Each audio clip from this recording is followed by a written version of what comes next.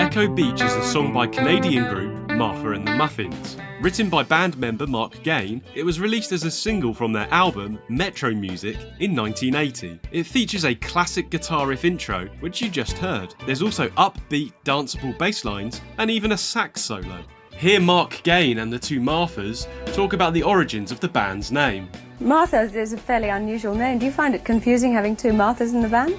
They always say, "Oh, you're Martha," and I have to explain inevitably, yes, I am Martha, but there is another Martha. It's odd because I was the only one in the band at the beginning, and Martha Ladley joined the band about 6 months after we had started, and it was just a coincidence that her name was Martha as well, and that's what's led to the confusion. The muffin part of the name came in because we couldn't decide on a name at all over the course of the summer that we were getting together. We had about 2 weeks to go before our first gig, and a name had to go on the poster. There was a very heavy punk scene going at the time in Toronto, and we weren't a part of that, and we didn't like the sort of posing that a lot of bands were doing at the time with punk imagery, so we went the exact opposite and picked something that was really wimpy, and Muffin couldn't have been any wimpier, so we put Martha in the front of it, and that's how it came about, really. Echo Beach was the band's only significant international hit, although they had other popular singles in Canada. The song has 7 distinct sections, a BPM of 161, and is 3 minutes and 24 seconds long. I'll now take each section in turn, so we can dive into the details behind this classic. Let's start with the iconic intro riff that I played at the beginning of the video.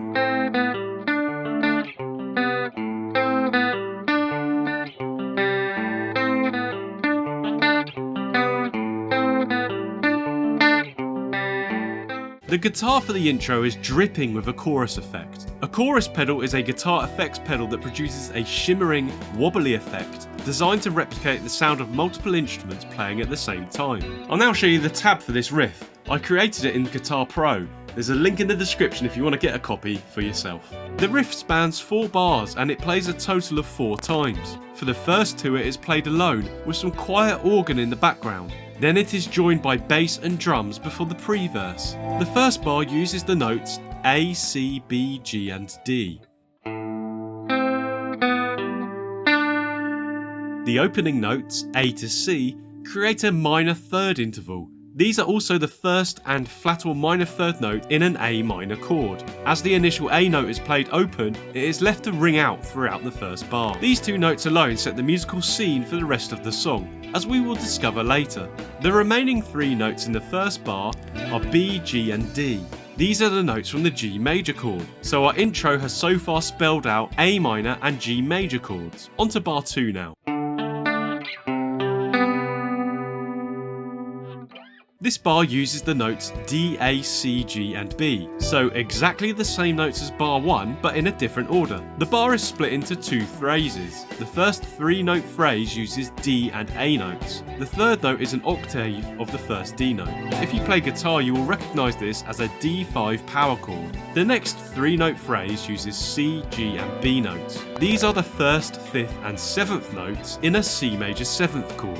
You can hear the dreamlike quality of the major 7th in this part of the riff. The riff then simply repeats again, with one difference. The final note in bar 4 is changed from B to an open G note. This makes the final arpeggio into a C power chord. So in terms of chords we've seen the equivalent of, we have A minor, G major, D 5th, C major 7th and C 5th. It's also worth noting that the intro riff contains no accidentals, that is sharp or flat notes. This short intro therefore points us towards the key of the song, A minor. Let's now look at the bass line for the intro. I created it in HookPad. There's a link in the description if you want to get HookPad for yourself.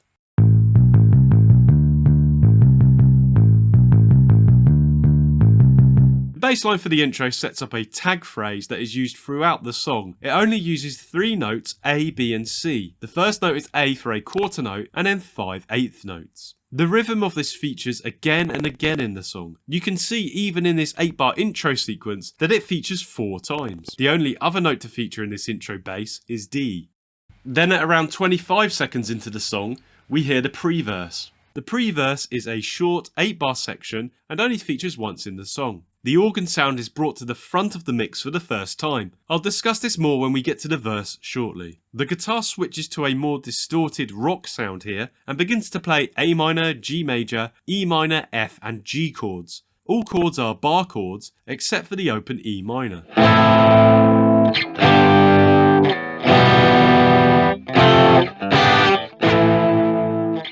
You can see that I've labelled these as 1, 7, 5, 6 and 7. As discussed earlier, this is the key of A natural minor / Aeolian. The reason for choosing A minor here instead of C major is the way the chord progressions and other parts of the song are structured. The chord progression starts on A minor and doesn't even feature C major. As you'll discover, the song keeps coming back to the A minor chord. This establishes A minor as the tonal centre of the song and makes it feel like home, rather than C major. The intro riff and bass line also start on the A note and keep coming back to it throughout the song. Speaking of bass, here in the pre-verse it reprises the tag that I mentioned in the previous section. This also happens at the same time as we hear the A minor chord. This is another hint that we are at home with A minor. You can see that other than the bass tag over A minor, the bass simply follows the root notes of the underlying chords here.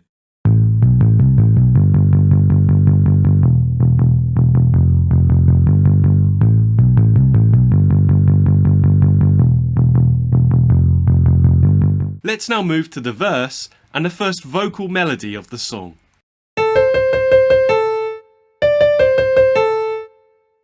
The vocal melody starts with a pickup A note at the end of the pre-verse section. In total, the verse melody only uses 3 notes in a limited range, A, C and D. Although the verse is 16 bars long, the melody is really just 2 bars worth that repeats 4 times. It mixes repetitive eighth and quarter notes. The first phrase using C notes and A are heard over the A minor tonic chord. These 2 notes are in the underlying chord, so there is little conflict between the melody and the harmony. In bar 2, the melody descends down towards the A note, simply using root notes from the underlying chords. This is a great demonstration of how simple and repetitive vocal melodies can be, while still being interesting and complementing the song.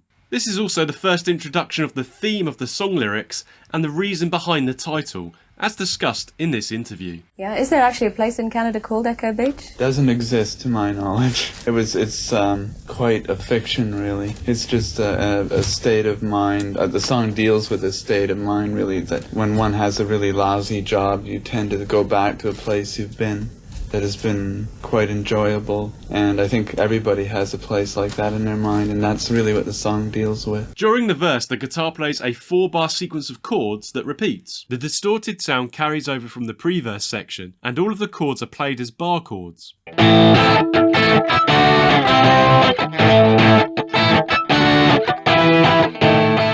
You can see that we only use 4 chords in this section: A minor, D major, C major and E minor. The verse chord progression is 1 major 4, 3 and then 1 major 4, 5. This is repeated 4 times. There's an interesting use of the major 4 chord D major here. This is a borrowed chord from the parallel major key and a common technique for songwriters to use in minor keys. You are more likely to come across this idea with the minor 5 chord being replaced with the major version, but interestingly here we hear the standard minor 5 chord, E minor. In terms of what's going on in this major 4 chord, you are taking the standard minor 4 chord in the key and raising the flat or minor 3rd note up half a step to create a major triad. In this case, that note is F sharp or G flat. This note is not in the relevant A natural minor scale and therefore adds a bit of tension and interest. The F sharp / G flat note will also feature again when we get to the chorus. Let's now take a look at what the bass is doing during the verse.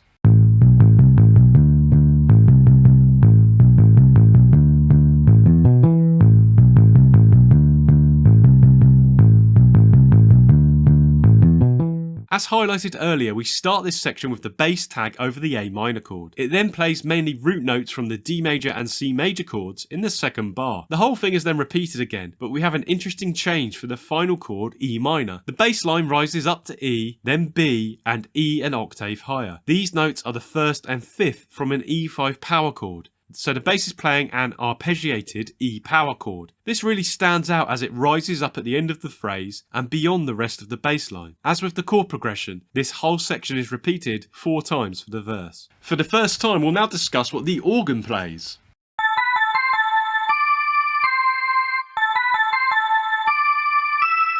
In the original recording, an ace tone organ is used with a flanger effect. You can see that this organ part is very similar to the bass line. It starts with a familiar sounding part over the A minor chord. This is another appearance of the bass tag. It then simply follows root notes of the underlying chords and repeats 4 times like the rest of the verse. This sounds great as a complementary part to the bass line, as you can now hear.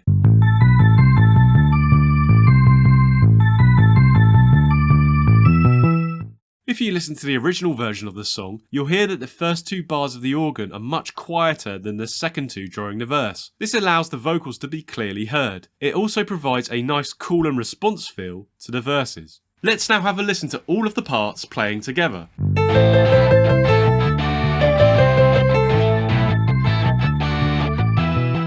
Have you got a song that you want to dive deep into? Let me know in the comments below and your choice could feature in a future video. Now we'll turn our attention to the first chorus, which starts at about 1 minute. Let's start with the vocal melody.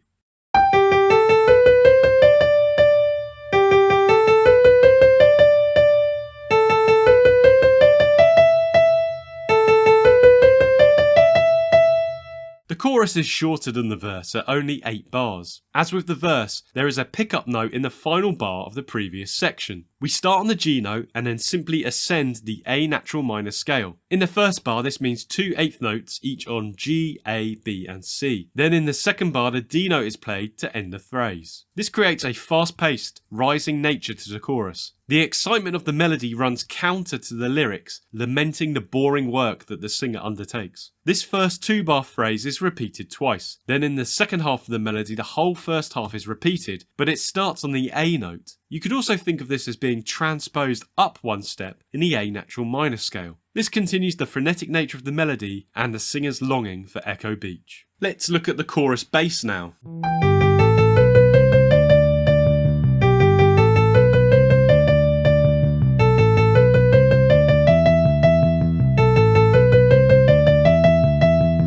You can see that the bass is almost identical to the vocal melody, with the exception of a few steps down to smooth out the phrases. This increases the feeling of speed and excitement as the vocal melody and bass work together. It also presents us with a chicken and egg situation. What came first in the chorus writing process, the bass line or the vocal melody? Let's now have a look at the chorus guitar chords.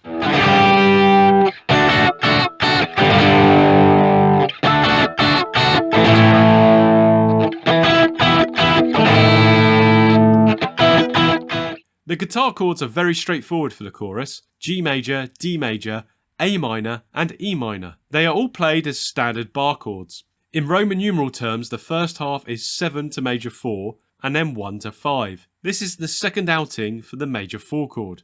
The G major and A minor chords are played once and resonate, whilst D major and E minor are played more rhythmically. There's a split between the chord types, the first half of the chorus being all major and the second half all minor. The chords also help to show why the melody and bass target the notes that they do. The final piece of the chorus puzzle is the organ.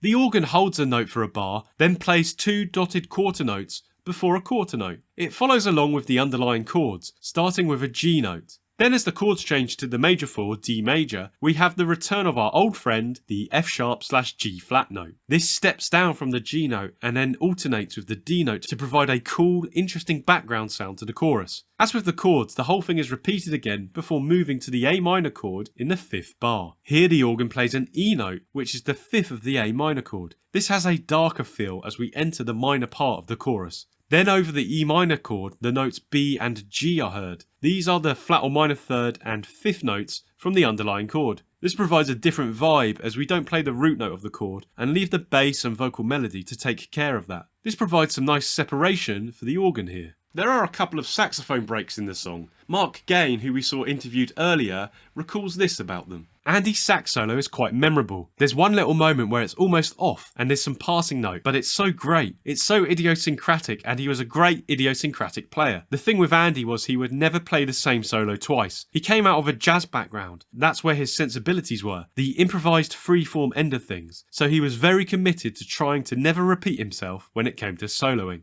The second sax solo introduces another interesting chord. It's played as B flat major here in the key of A minor. This is a flat 2 chord.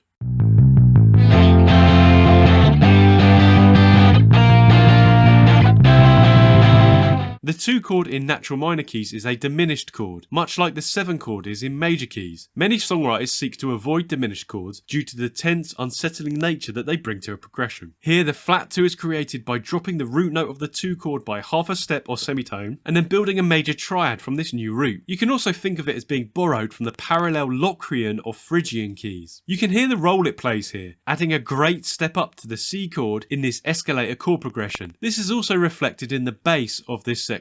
Then we get to the outro / coda / refrain. Mark Gain even referred to this as the true chorus of the song. This lasts for about the last minute of the song. It uses the chords and bass from the pre-verse at the beginning of the song.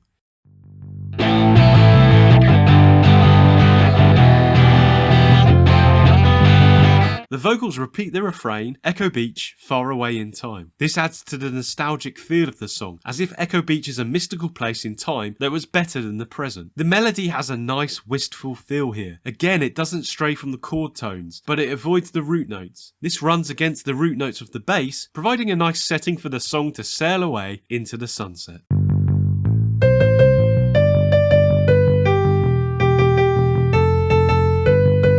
You've learnt about Echo Beach, but there's a world of songs out there. I've made a playlist just for you right here, so make sure you watch that next and improve your songwriting today.